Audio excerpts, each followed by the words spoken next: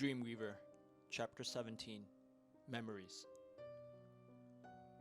Broken glass sprawled across the small studio where the window was shattered. A golden burst of dying sunlight shone through the wound, providing the only illumination in what would be a dark room. Books, pieces of china, clothes, and furniture scattered around the floor like dead soldiers on a battlefield, waiting for rot and decay. An old woman sat on the couch, stoic and unmoving. She repeated the words the gentleman had told her. Had he been a police officer or a friend or her husband? She couldn't remember. In another 3 minutes, she would have forgotten about it altogether. The old woman had been there for a day, but by her features, she could have been there an eternity, forever sitting, forever thinking. She dug deep into the ruined sanctuary of her mind, searching amongst the broken synapses and desiccated neurons for hints of the memories that had been hers. The smell of woody, masculine cologne brought a wave of desire through her, and her heart swelled and her body tingled. There was no face, no name. The sound of a baby's cry, a toddler's broken words, and a child's laughter echoed in her ears. She saw the words "Happy Birthday" in bright red squiggled across the white cream of a cake. It tasted sweet. She tried to count the number of candles, but the picture grew hazy, and she rubbed her mind's eye as she would the lenses of a camera. In return, the scene faded. A girl was lost in the woods. She cried out for her parents. In time, she sat under a large tree, falling asleep until morning. When the sun shone again, her father would be there, staring at her with warm, happy tears in his eyes. They embraced. She had gone to the blackened core. It was so warm, so comfortable, but she didn't want to stay. There were things she wanted to find. She felt lost, broken, incomplete. Searching but not knowing what to look for, she dwelled in the darkness.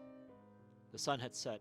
The pictures on the wall of people and faces she didn't remember were engulfed by blackness. There was one in her lap, an old black and white photograph of a very attractive, elegantly dressed woman smiling radiantly. The woman in the picture was beyond content. She had a wonderful husband, 2 beautiful sons, many caring friends, and many, many more loving memories from her life.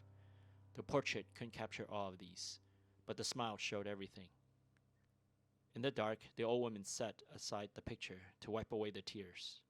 She had been crying, but she didn't know why or for how long.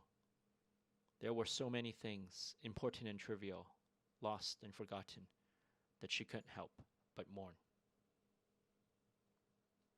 Tim sat by the window of the Cold Stone Creamery. He was waiting for Mandy, the woman whom he had met at the gym just 2 days ago, but already he was certain she was the one he would marry. He was a trauma surgeon and had seen the worst of the worst, and nothing made his heart skip its rhythm. Today, his heart lost its timing, fluttering to a tune of its own. She appeared on the crosswalk. An effortless smile adorned her face. She waved to him, and he waved back. His hand quickly fell onto his jeans to wipe away the sweat that had gathered. Shake her hand? Go for a hug? He told himself. The door opened, and she walked up to him. They held one another's gaze for an extra second that spelled out their future. She leaned in, sparing him the pain of decision. He could smell the sweet, soft, fruity scent of her perfume. It was like spring and suited her. Sorry I'm late, she apologized. Traffic. That's all right. I've only just gotten here, he lied. She looked down at the empty cup of ice cream and smiled. Do you want something? He asked. Yeah. She got back up, but he was already on his feet. It's on me. What do you want? Thanks. Strawberry shortcake. He nodded, and minutes later he came back with her ice cream. They talked. She had told him that she could only hang out for an hour or so over the phone, but they had already been at Coldstone for over 3 hours, talking. Mandy loved dogs. So did he. She loved to read. Him, not so much. She adored Japanese cuisine. He preferred French. She told him that she had always wanted to catch a musical, all the way since high school, but for whatever reason, she never went, not even once. He only watched sports, but found it fascinating that she was into the Lakers as he was. The only team of the only sport I cared for, she said. Tim understood. They moved from the ice cream shop to the park, and then to the theaters. each time making another excuse to go someplace else so that they won't have to part. In the end, when he took her home, they kissed, even though Mandy had never done that before on the first date. But this didn't feel like a date anymore. Tim always remembered that kiss because he felt his heart would explode with such urgency and passion. It was a feeling he never lost every time they were intimate. Many years later, a still relatively young Tim dated one more time but gave up because of that kiss. It was hopeless. He would never marry again. When Mandy died in a car accident shortly after their 17th anniversary, Tim had lost the spark that he found at 32 when he met Mandy at the gym. She would remain the only love of his life. The toy store closed at 9. Paul raced across the streets, braving the speeding cars. From the parking lot, he saw the cashier walk away from the counter toward the door, closing time. He entered. The Latino woman raised a hand to halt him and apologized about having to ask him to leave. Paul ignored her and drowned her voice with his.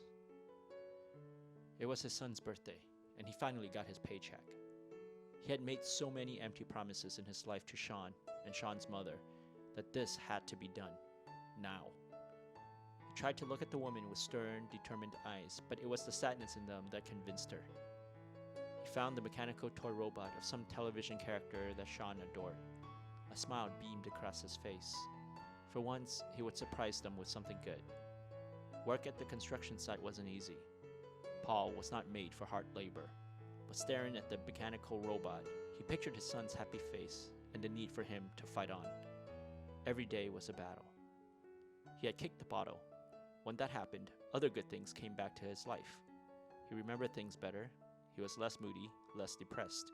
He reconnected with friends, and that eventually led him to finding a job. The most important, however, was that he found himself. Through it all, his wife waited patiently for him, bearing the burden of raising Sean, the beatings and the pain of losing the man she loved to alcoholism. He remembered how happy she seemed when she thought he was clean. Then he relapsed. Paul had disappointed her before, and so she took his promise this time wearily. He couldn't wait to get home. A thunderous boom sounded in the small store. A masked gunman had entered and shot the woman behind the register. He was too busy rummaging through the money to notice Paul. The cell phone rang. Paul grabbed for it in time to see Sean's name flash across the caller ID just before he turned it off. When he looked up, he was staring down the barrel of a gun. Each book was a different story that cast dreams and hopes and dispelled tragedies and disappointments onto the eyes of the reader. Volumes and volumes of these tales lay in Ainsley's library. Eva started to understand his sadness. He was a man burdened not only with his own pain and loss, but that of everyone else's here. Without the endless high walls and thick double door to keep all these tales in and compartmentalize them, Ainsley would surely go mad. How he was able to do it was beyond her. Eva's heart cracked. Ainsley was lonely beyond measure. Tales upon tales lay untold to anyone but himself, and now her. She looked at the shelves with a new eye. They no longer seemed wondrously furnished, but rather heavy and full, sagging under the weight of the books. Her spirits were dampened, but not her resolve. She was determined to share in Ainsley's burden. She rested another book on the table. We're almost there. Hang on, okay? It was Ainsley. She heard him clearly this time. Ainsley! I know I say this to you every day, and you're going to get bored of hearing it, but stay strong. I know how much you love life, so fight for what you love. I'm here, Ainsley, she shouted again. If you feel pain, know that we're together. We are, she said, even though it was the walls that echoed her words. She knew somehow they would reach him.